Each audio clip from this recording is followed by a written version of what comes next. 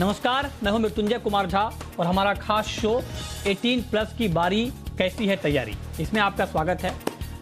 और एक बड़ा फैसला लिया गया है केंद्र सरकार की तरफ से कोरोना के बढ़ते मामलों के बीच कि अब 18 साल से ऊपर के सभी लोगों को वैक्सीन दी जाएगी, कोरोना का टीका दिया जाएगा और 1 मई से 18 साल से ऊपर के लोग टीका लगवा पाएंगे।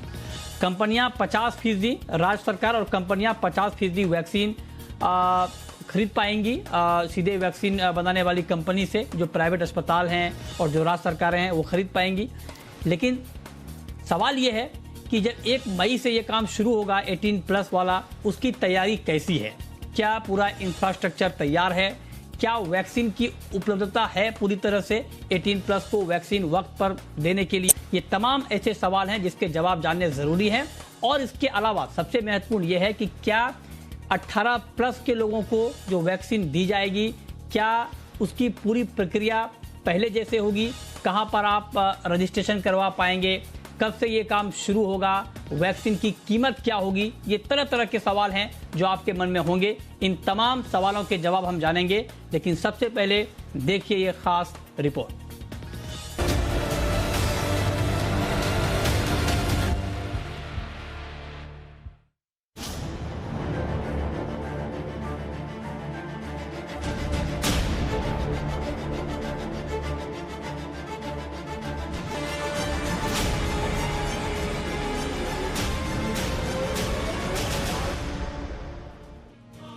जरा 16 जनवरी 2021 की तारीख याद कीजिए। कोरोना के कम होते मामलों के बीच केंद्र सरकार ने इसी दिन देश में वैक्सीनेशन का बिगुल फूंका था। तब शुरुआत कोरोना वॉरियर्स के साथ हुई थी। इसमें 60 साल और ऊपर के लोग भी शामिल हो गए।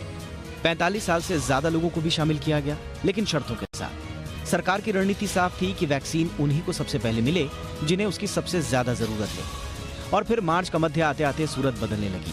कोरोना एक बार फिर से रफ्तार पकड़ रहा था और इसे लोगों की लापरवाहियों ने अप्रैल तक बेकाबू बना दिया। आज आलम यह है कि कोरोना देश में किसी बेलगाम घोड़े की तरह दौड़ रहा है। सरकार ने माहौल को भांपा और ऐसा फैसला लिया जिसका सब इंतजार कर रहे थे। सरकार 18 साल से ऊपर के सभी लोगों को वैक्सीन लगाने की मंजूरी दे चुकी है। 1 मई 2021 से तीसरे चरण में इसकी शुरुआत होगी। साफ है कि ज्यादा लोगों को जितनी जल्दी वैक्सीन लगेगी, कोरोना भी उतनी ही जल्दी हार मानेगा। WHO भी कह चुका है कि कोरोना को हराने के लिए ज्यादा से ज्यादा लोगों का वैक्सीनेशन जरूरी है। सरकार ने इस फैसले के साथ वैक्सीन का खुले बाजार में मिलने का रास्ता भी साफ कर दिया है। सरकार ने अपने फैसले में कहा कि वैक्सीन निर्माता कंपनियां 50% वैक्सीन केंद्र को देंगी और बाकी 50% वैक्सीन को सीधे राज्यों को बेच सकती हैं और कंपनियों को वैक्सीन को खुले बाजार में बेचने की छूट भी होगी। वैक्सीन के निर्माण में तेजी लाने के लिए केंद्र सरकार कंपनियों को इंसेंटिव भी देगी। सरकार ने अपने फैसले में कहा कि वैक्सीन के लिए कोविन पोर्टल के जरिए रजिस्ट्रेशन जरूरी होगा, लेकिन राज्यों की जरूरतों के मुताबिक नियम बनाने की भी उन्हें छूट मिलेगी। आज आलम यह है कि कोरोना देश में किसी बेलगाम घोड़े की तरह दौड़ रहा है। सरकार ने माहौल को भांपा और ऐसा फैसला लिया जिसका सब इंतजार कर रहे थे। सरकार 18 साल से ऊपर के सभी लोगों को वैक्सीन लगाने की मंजूरी दे चुकी है। 1 मई 2021 से तीसरे चरण में इसकी शुरुआत होगी। साफ है कि ज्यादा लोगों को जितनी जल्दी वैक्सीन लगेगी, कोरोना भी उतनी ही जल्दी हार मानेगा। WHO भी कह चुका है कि कोरोना को हराने के लिए ज्यादा से ज्यादा लोगों का वैक्सीनेशन जरूरी है। सरकार ने इस फैसले के साथ वैक्सीन का खुले बाजार में मिलने का रास्ता भी साफ कर दिया है। सरकार ने अपने फैसले में कहा कि वैक्सीन निर्माता कंपनियां 50% वैक्सीन केंद्र को देंगी और बाकी 50% वैक्सीन को सीधे राज्यों को बेच सकती हैं और कंपनियों को वैक्सीन को खुले बाजार में बेचने की छूट भी होगी। वैक्सीन के निर्माण में तेजी लाने के लिए केंद्र सरकार कंपनियों को इंसेंटिव भी देगी। सरकार ने अपने फैसले में कहा कि वैक्सीन के लिए कोविन पोर्टल के जरिए रजिस्ट्रेशन जरूरी होगा, लेकिन राज्यों की जरूरतों के मुताबिक नियम बनाने की भी उन्हें छूट मिलेगी।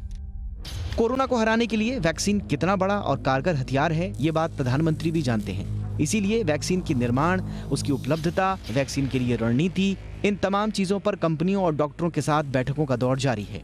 लेकिन इस सब के बीच देश में वैक्सीनेशन की मौजूदा हालात पर एक नजर डालें तो हालात चिंताजनक लगते हैं।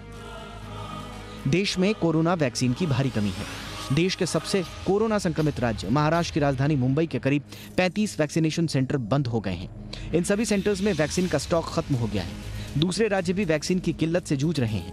मरीजों को वैक्सीन की पहली डोज लेने में तो परेशानी हो ही रही है, दूसरी डोज के लिए भी 28 दिनों की जगह 45 दिन बाद की तारीख दी जा रही है। सरकार के मुताबिक 19 अप्रैल 2021 तक 12.38 करोड़ लोगों को वैक्सीन लग चुकी है। इसमें करीब 11 करोड़ लोग पहली खुराक ले चुके हैं, जबकि 1.38 करोड़ लोगों को वैक्सीन की दोनों डोज लग चुकी हैं। देश में फिलहाल 2 कंपनियां सीरम इंस्टीट्यूट ऑफ इंडिया और भारत बायोटेक ही वैक्सीन का निर्माण कर रही हैं, लेकिन अमेरिकी प्रतिबंधों की वजह से उन्हें वैक्सीन बनाने के लिए कुछ जरूरी चीजें नहीं मिल पा रही हैं, जिससे वैक्सीन निर्माण का काम सुस्त रफ्तार से हो रहा है।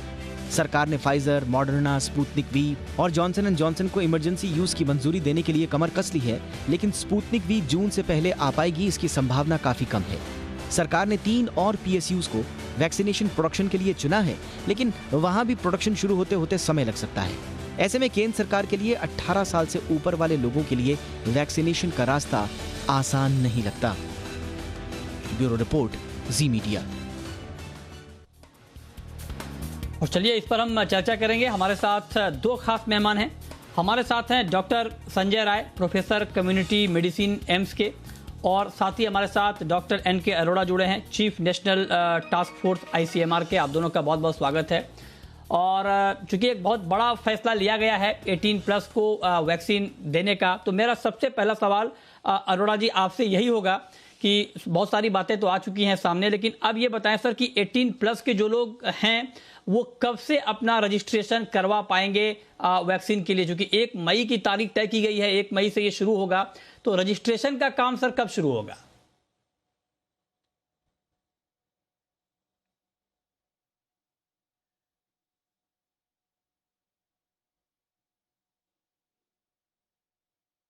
मैं दो बातों के लिए क्लैरिफिकेशन देना चाहूँगा।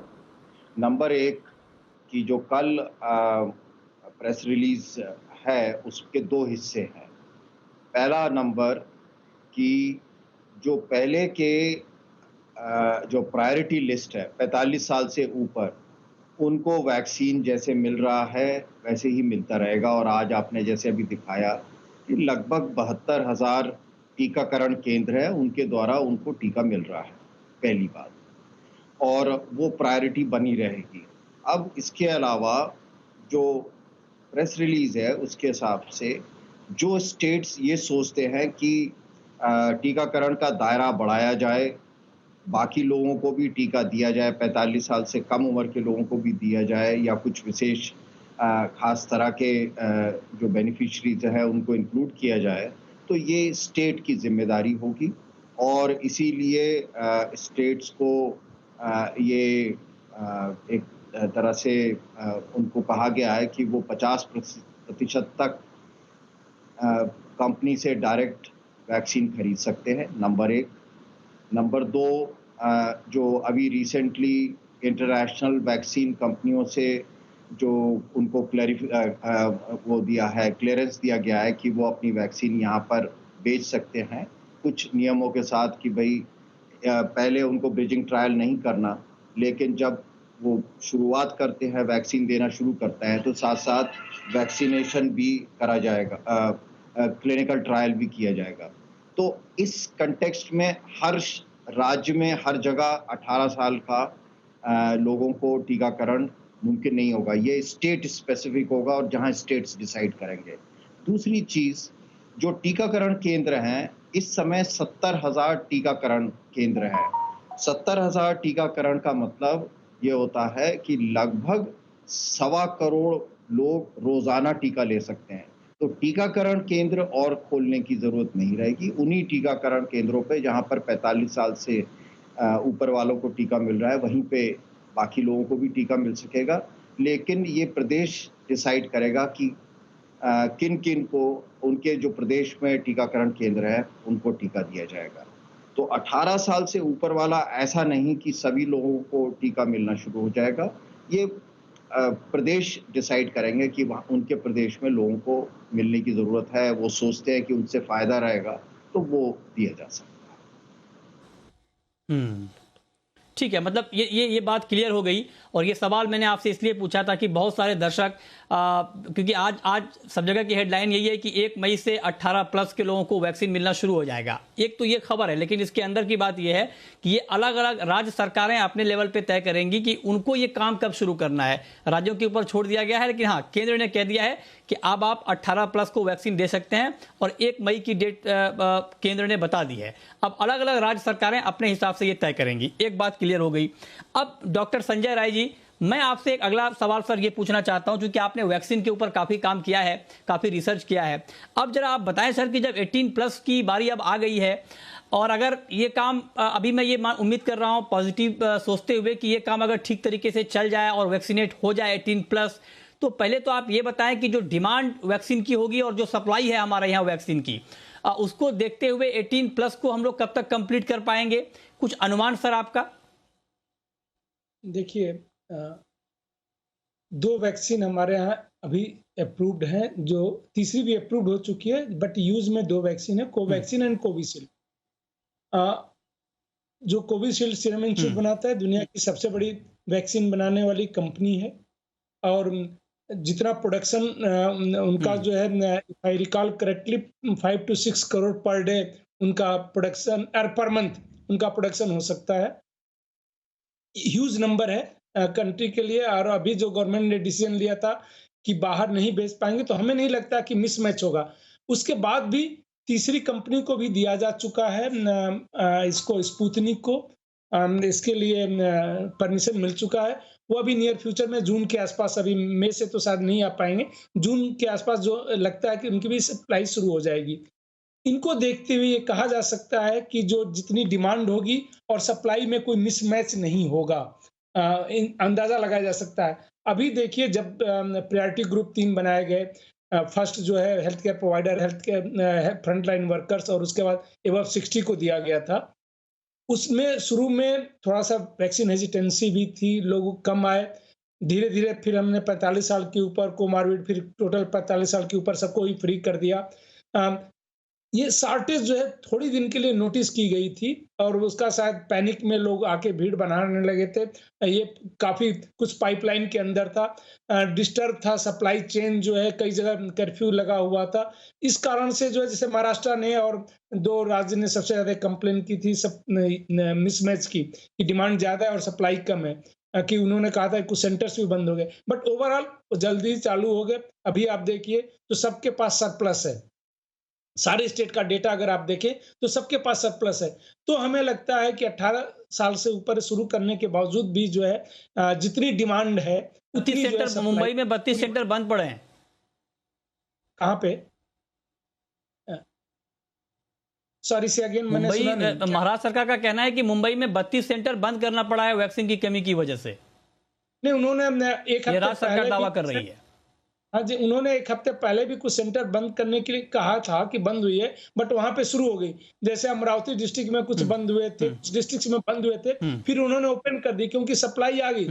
हो सकता है, देखिए, एक बार स्टेट में चला जाए, ओवरऑल हम स्टेट की बता सकते हैं कि स्टेट को कितना सप्लाई हुआ है और उनके पाइपलाइन में कितना है, किस सेंटर पर कितना डिस्ट्रीब्यूट करना है, ये स्टेट की जिम्मेवारी है। अगर कोई 2 सेंटर बंद हो जाते हैं और कहीं एक्स्ट्रा पड़ा हुआ है तो कैसे डिस्ट्रीब्यूट करना है, उसका स्टेट की जिम्मेवारी है। अगर उनके पास वैक्सीन की ओवरऑल कमी नहीं है, उनके यहाँ पाइपलाइन में देखिए तो कई लाख डोज अभी उनके पाइपलाइन में पड़े हुए हैं। सो हम खत्म तब बोलते हैं कि नहीं, स्टेट में कहीं नहीं है, बिल्कुल जो है, उनको आज 5 लाख की जरूरत थी और हमारे पास 2 लाख डोज थे। अगर 5 लाख की जरूरत है और हमारे पास अगर 10 लाख डोज है, लेकिन वो कुछ सेंटर पे नहीं पहुंच पाया है, तो इसको हम शॉर्टेज नहीं मानते हैं, वो टेम्पोररी शॉर्टेज है। 1-2 दिन और ऐसा हो सकता है। इतनी बड़े कंट्री में इतने वैक्सीनेशन साइट सेंटर रन किया जा रहा है, तो स्टेट गवर्नमेंट या सेंट्रल गवर्नमेंट कोई भी करे तो उनसे ये थोड़ी सी हो सकती है, बट उसको जो है लेके डिस्कशन का कोई मतलब नहीं है, अनटिल अनलेस कि बिल्कुल ही सप्लाई कम है, डिमांड इतनी और सप्लाई कम है। वह नहीं, कहीं से अभी तक कहीं भी कोई डेटा नहीं शो करता है कि जितनी डिमांड थी उससे कम उस स्टेट में उस दिन वैक्सीन है।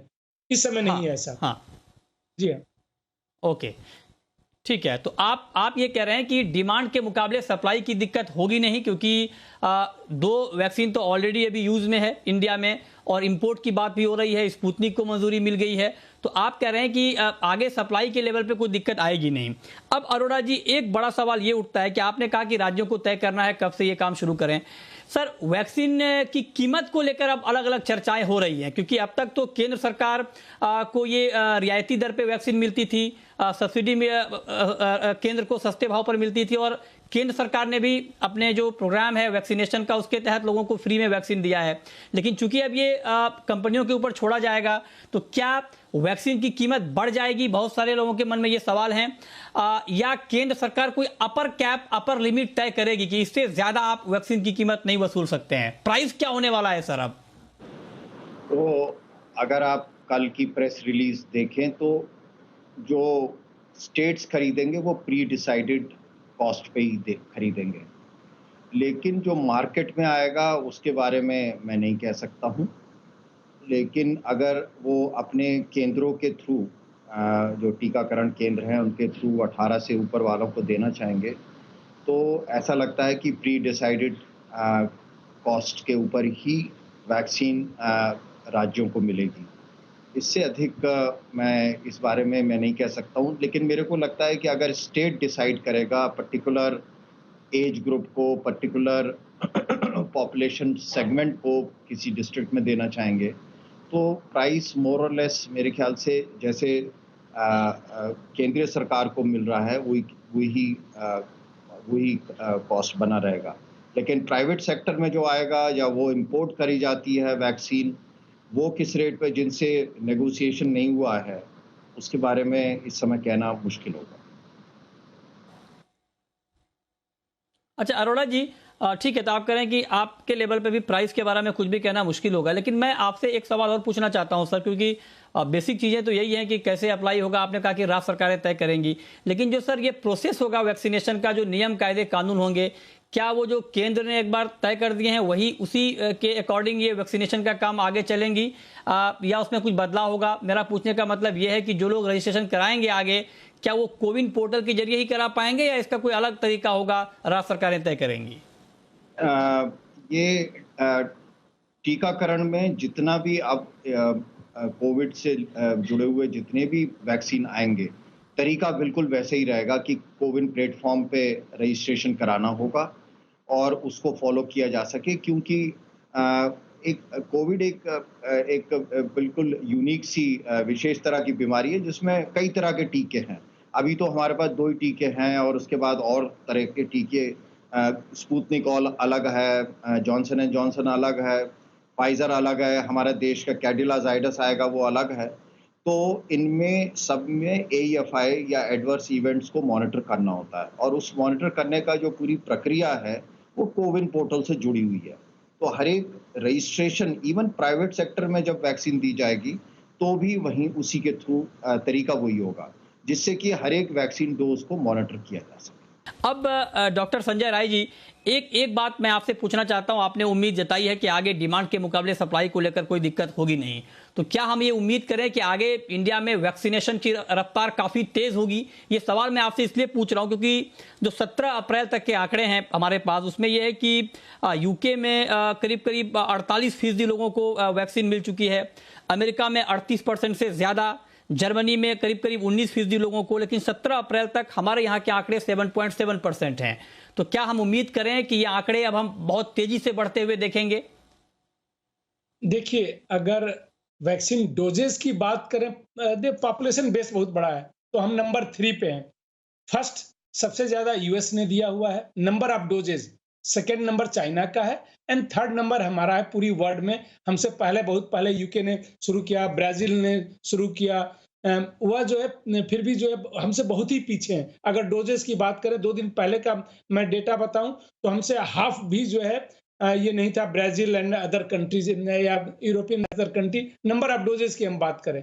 हाँ, जहां तक नंबर ऑफ परसेंटेज की बात करें तो हम 15 कंट्री के पीछे हैं इस समय, कि वो परसेंटेज ऑफ पॉपुलेशन जो है कवर्ड विथ दिस वैक्सीन, उसको थोड़ी तेज करने की जरूरत है। क्योंकि देखिए, अब हमारे पास जब वैक्सीन है तो सबसे कारगर उपाय वैक्सीन ही है, तो डेफिनेटली थोड़ा सा और बढ़ाना पड़ेगा। पर डे जो हम 30 से 40 लाख के आसपास कर रहे हैं, उसको जो है थोड़ा सा और एक्सपेडाइट करने की जरूरत है, क्योंकि जितना जल्दी से जल्दी हम शायद पॉपुलेशन को कवर करेंगे, उतनी जल्दी जो है इस पे हम विजय पा सकते हैं, ये कहेंगे।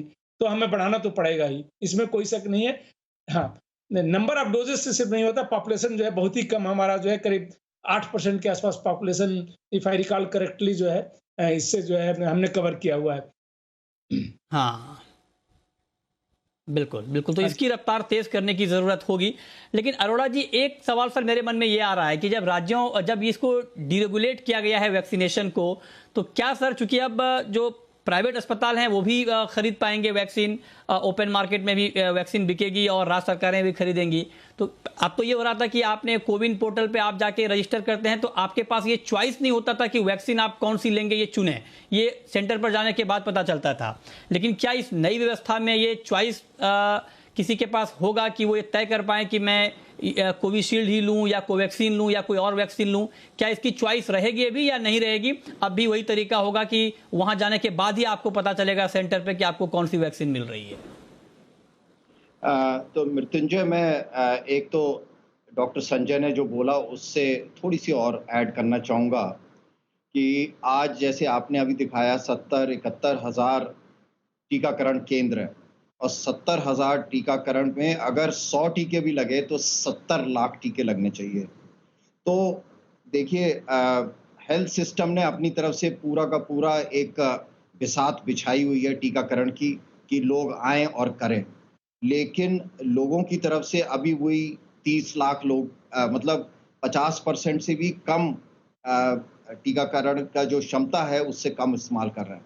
तो मेरा हर एक से एक निवेदन रहेगा कि जाएं और टीकाकरण लगाएं, क्योंकि 70,000 टीकाकरण एक तरीके से हमने पूरा का पूरा जितना बन सकता है, अभी करीब 15-20 हज़ार टीकाकरण और बन सकते हैं, कुल मिला के 90,000 टीकाकरण बन सकते हैं, केंद्र बन सकते हैं। तो टीकाकरण केंद्रों की कमी नहीं है, लेकिन लोगों की भागीदारी और लोगों की तरफ से उत्साह कि भाई टीका लगाना है, वो बहुत ज़रूरी है। क्योंकि 45 साल से ऊपर भी कुल 20%, 45 साल से ऊपर हम लोग 40 करोड़ लोग हैं, और 40 करोड़ में से अगर 12 करोड़ लोगों ने कम से कम एक टीका लगाया है, तो आप खुद लगा लीजिए कि कुल 30% उस एज ग्रुप में लोगों ने लगवाना शुरू किया है। तो ये हमारी सबकी जिम्मेदारी बनती है कि जो है टीका लगाएं और जाएं।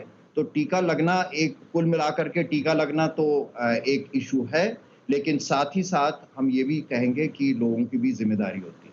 अब दूसरा सवाल आपने पूछा कि भाई मेरी चॉइस, अभी भी अगर आप देखें तो ज़्यादातर लोगों को मालूम था कि किस जगह पे कौन सा टीका मिल रहा है, कोवैक्सीन लगवाना चाहते हैं या कोविशील्ड, और आप उसी हिसाब से अपने उस पर्टिकुलर सेंटर में आप अपना रजिस्ट्रेशन करा सकते थे।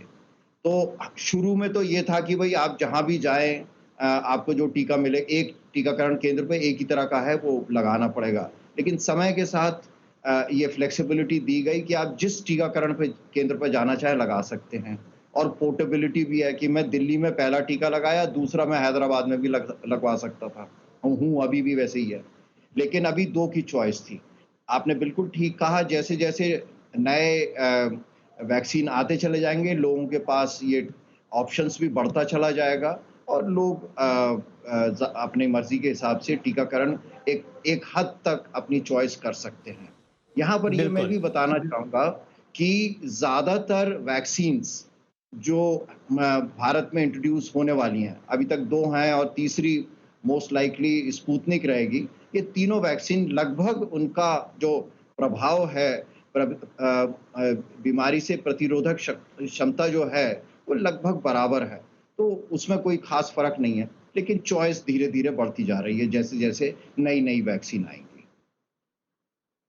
ठीक बात है जी जी, ये बहुत महत्वपूर्ण बात आपने बताई, और ये बहुत ज़रूरी है हम सब के लिए। जो दर्शक इस वक्त हमें देख रहे हैं, वैक्सीनेशन का काम बहुत तेज़ी से अभी और चलने वाला है, काम चल भी रहा है। तो आप ज़्यादा से ज़्यादा, अगर आप जिस भी कैटेगरी में आ रहे हैं, अगर आप योग्य हैं वैक्सीन लेने के लिए, तो आप निश्चित तौर पर वैक्सीन लें, क्योंकि कोरोना को हराने के लिए एक बड़ा हथियार है वैक्सीनेशन। इसमें कोई आप झिझक ना करें वैक्सीन लेने में, और बड़ी संख्या में आप जाएं, अगर आप योग्य हैं वैक्सीन लें, और कोरोना की इस लड़ाई में मजबूती से लड़ें और अपने आप को सुरक्षित रखें। बहुत शुक्रिया अरोड़ा जी आपका और डॉक्टर संजय राय जी आपका हमारे साथ इस खास चर्चा में जुड़ने के लिए और डिटेल में इस पर बातचीत करने के लिए।